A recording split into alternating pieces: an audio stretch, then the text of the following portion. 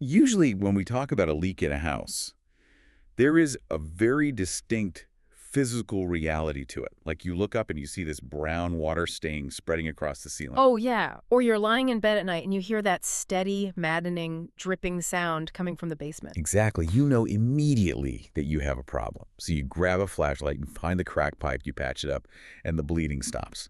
The cause and effect are, entirely visible. Right, it's right there in front of you. But when you transition over to the world of personal finance, that leak suddenly becomes completely invisible. It really does. We look at our checking accounts on the 30th of the month, and we see the water level has dropped dangerously low. But there's no obvious puddle on the floor. No. There's no dripping sound to follow. We're just left staring at a glowing screen, asking that universal agonizing question, where on earth did all that money actually go? It is the absolute definition of a financial blind spot. And what's interesting is it happens regardless of whether someone is bringing home a massive salary or, barely scraping by. Sorely. That low-level panic of the disappearing paycheck is a remarkably shared experience. Everyone feels it. And that invisible leak is exactly what we are targeting in this deep dive today. Welcome, by the way. We are looking at a phenomenally concise video breakdown from our sources titled, Simply Enough, Zero-Based Budgeting Explained. A great resource. It is. And I want to set the tone for you right off the bat because I know the word budget alone is enough to make a lot of people just tense up. Oh, people hate that word. It sounds like a punishment. Right. It sounds like a rigid diet where you're never allowed to enjoy carbohydrate again. But the source material makes this really crucial distinction right at the beginning. Yeah, they clarify that this framework is not fundamentally about ruthless restriction. Right. It is not a financial straitjacket. Exactly. It is fundamentally about illumination. It's about understanding your spending rather than just, blindly slashing it. And before getting into the mathematical mechanics of it all, we really need to explore the underlying mindset shift that this budgeting method requires. That mindset shift is paramount because when people operate without a structured plan, they are essentially passive observers of their financial lives. They're just watching it happen. Right. They wait until the end of the month, look at the bank statement, and react to whatever damage has been done. The entire premise of this video breakdown is flipping that dynamic. Okay, let's unpack this. Well, it's about transitioning into an active participant. You are no longer waiting to see where your money went. You are proactively deciding where it goes before the month even begins. So, discussing the source's central premise of allocating every dollar effectively, they use this phrase, giving every dollar a job. Giving every dollar a job. Yes. The way I visualize this is like managing a team of employees. Imagine you are the manager, and your income every single dollar you bring in is a new employee walking through the front doors of your company on payday. I like that corporate structure analogy. It scales really well. Right. So you have these thousands of little green employees walking into the lobby. Now, if you don't give them highly specific tasks, if you don't look at them and say, hey, you 300 over there, your job is the electric bill. Yeah. And you 1,000 in the back, your job is the mortgage. If you don't do that, what do? They just wander off. Exactly. They loiter in the break room, which in this case is your main checking account. They play ping pong, they get bored, and eventually they just slip out the back door through endless Amazon impulse buys or forgotten app subscriptions. And they accomplish absolutely nothing for your company. Nothing at all. You have to write them a job description. But I do have to push back a little here because this is where people get stuck. What's the pushback? Does this mean we are just micromanaging our money to the point of total exhaustion? Because actively managing thousands of employees, tracking every single penny like a tyrannical boss, that sounds like a recipe for serious burnout. What's fascinating here is the psychological trick that occurs when you actually commit to this level of detail. It seems completely counterintuitive, I know. It really does.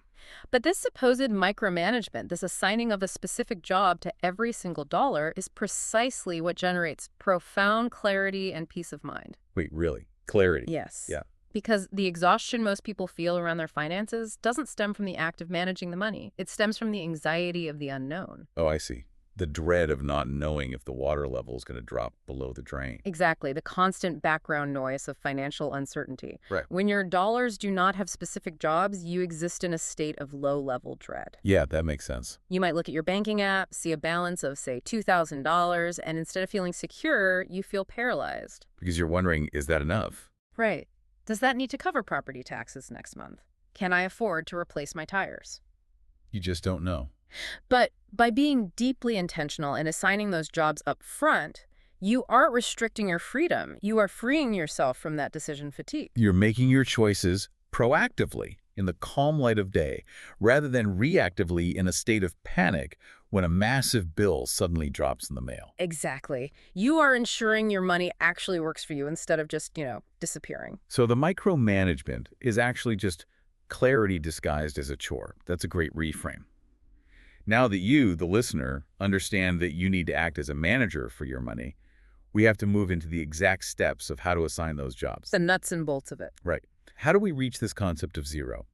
The source outlines the specific mechanics of getting to zero, which is obviously what gives the zero-based method its name. So walking through the specific steps outlined in the source, it requires wrangling both sides of the ledger with absolute honesty. Step 1. First, listing all monthly income. And the nuance here is that it cannot just be a rough estimate of your primary salary. It can't just be the main gig. No, to give every dollar a job, you have to know exactly how many dollars are walking through the door. That includes the side hustle, the items you sold online, the freelance gig, everything. Every single one. Okay, and then step 2. Once you have the total headcount of your workforce, you have to list all your expenses. Right, matching them against the workload. And we aren't just talking about the obvious fixed monthly hits. I mean, we all know the mortgage is coming. The friction usually lies in making sure to capture the variable expenses, doesn't it? Oh, absolutely. The groceries, the gas, the random Target runs. Those variable categories are exactly where those invisible leaks occur. Because they fluctuate, it's incredibly easy to underestimate them. For sure. The zero-based method forces you to look at historical data. Like, what did you actually spend on groceries last month, not what do you ideally wish you spent? Right. No aspirational math allowed. Exactly. You have to assign dollars to that category based on reality. And then the third step is assigning every single dollar a purpose until your incoming money minus your outgoing assignments equals zero. That's the formula. Now wait, getting to zero sounds terrifying? I know, it does. For anyone listening, hitting zero in your checking account usually means you are flat broke. It means you are praying your car doesn't get declined when you're buying gas. It feels like an emergency. Yes. How is hitting zero in this context considered a success rather than a complete financial crisis? If we connect this to the bigger picture, the zero simply means zero unallocated dollars. Okay. It is an accounting concept. It simply means the break room is entirely empty because every single employee is out on the floor executing a task. Because they aren't gone, they're just busy. They are highly occupied because the source explicitly states that savings and investments count as jobs for your money. Ah, okay, that's the crucial piece. Right. If your total monthly income is $5,000 and your living expenses, your rent, food, utilities, whatever, total $4,000, you absolutely do not leave that remaining $1,000 sitting in the checking account. Just floating around as a vague buffer. Exactly, because that's when it gets wasted. Instead, you give it an assignment. $500 gets assigned to the emergency fund job. The other $500 gets assigned to the brokerage account job. So the math still zeroes out. Yes. Income minus expenses, minus savings, minus investments equals exactly zero. So hitting zero actually implies a perfectly balanced financial plan, not an empty bank account. It means you are utilizing all of your resources to their absolute limit. Precisely. You remove the illusion of wealth that a bloated checking account creates. What do you mean by illusion of wealth? Well, when you see $5,000 in your main account, you feel rich, which prompts impulse spending. But when you see zero unallocated dollars because the money is already siloed into its proper jobs, you respect the boundaries you set for yourself. That makes total sense. But let's get into the friction.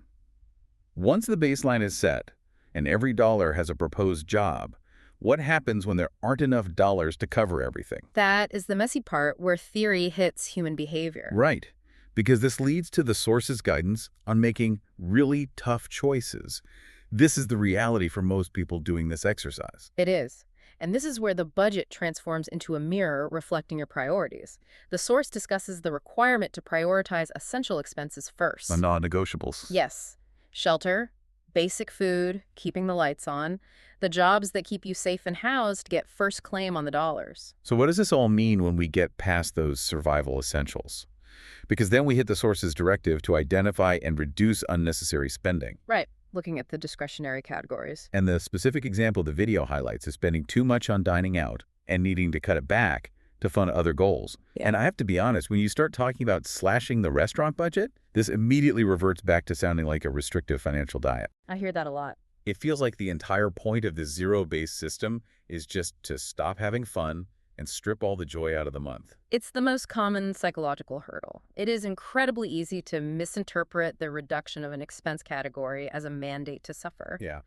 But if we look closely at the language in the source text, it doesn't decree that you must never eat at a restaurant again. It's about making adjustments based on your lifestyle and needs. So it's not a blanket ban on fun. Not at all. It connects this reduction directly to larger, more impactful goals, specifically highlighting the example of saving for vacations or paying off debt. So it's not about deprivation. It's about making a conscious trade-off. It is about conscious reprioritization. Think about the friction of dining out.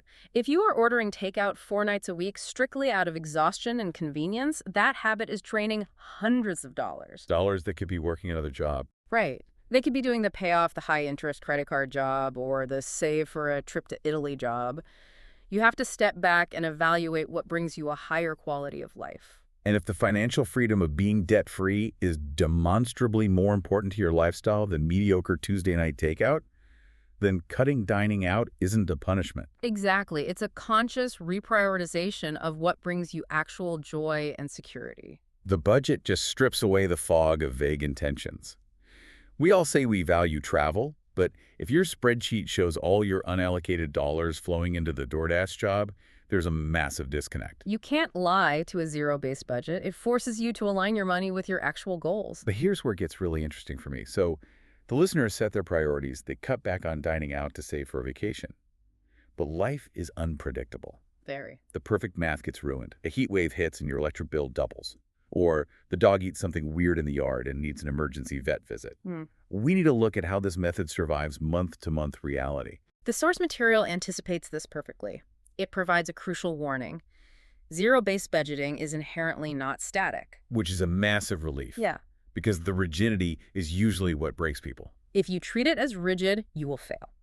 Focus on the instruction to make adjustments each month based on your lifestyle and needs. And, critically, the importance of revisiting the budget regularly. You don't just lock it in a vault on the first of the month. No, you have to engage with it. I think a lot of people approach budgeting like building a train track. You lay down the steel rails, you put the train on it, and you start moving. Sure. But if a tree falls on the track, an unexpected medical bill, or a blown tire, the train derails, crashes, and the person just throws up their hands and abandons the entire journey. They say, well, I tried, but budgets just don't work for my life. Exactly. But a zero-based budget, if you're actively revisiting it, is not a train track. It's a GPS routing system. Oh, I love that analogy. That synthesizes the dynamic nature of it perfectly. Right. If you take a wrong turn or have an unexpected expense, the GPS doesn't yell at you to drive into a ditch and give up. It doesn't induce shame. It simply says recalculating. It just plots a new optimal route. Exactly. The system doesn't break. You just look at the remaining dollars for the month and you recalibrate. You pull $50 from the clothing job, $100 from the dining out job, and reassign those employees to the new car repair job, and you hit zero again. And noting that regular revisiting is the true secret to long-term financial health. That constant dynamic engagement prevents the passive drain of money. It keeps you in the driver's seat. Right. It normalizes the unexpected and keeps you firmly in control of your financial future today. It's a living document. Yeah. Okay, we've covered a lot of ground today. To summarize the core nuggets for you, this is about understanding your spending rather than just slashing it. Right. Walking through the steps to give every dollar a job, so income minus expenses equals zero. Prioritizing essentials over things like dining out to fund those bigger goals, like vacations and debt payoff. And, of course, keeping the budget dynamic month to month. Yes, recalculating the GPS. And I want to remind you of the source's final call to action. Just give zero-based budgeting a try this month. It's absolutely worth the experiment. But before we wrap up this deep dive, I want to leave you with one final provocative thought that builds on the source material. Let's hear it. The source emphasizes adjusting your budget based on your lifestyle. But if you were to sit down today and list out all your variable expenses from last month, all those unallocated dollars, what kind of lifestyle would those numbers say you are currently living? Wow. That is a very revealing audit to perform on yourself. It confronts you with reality, doesn't it? You might just find that your unallocated dollars have been actively funding a lifestyle you didn't even realize you had chosen. Funding convenience instead of future security. Exactly. Don't let your money make your lifestyle decisions for you. Take the wheel. Thanks for joining us on this deep dive. We'll catch you next time.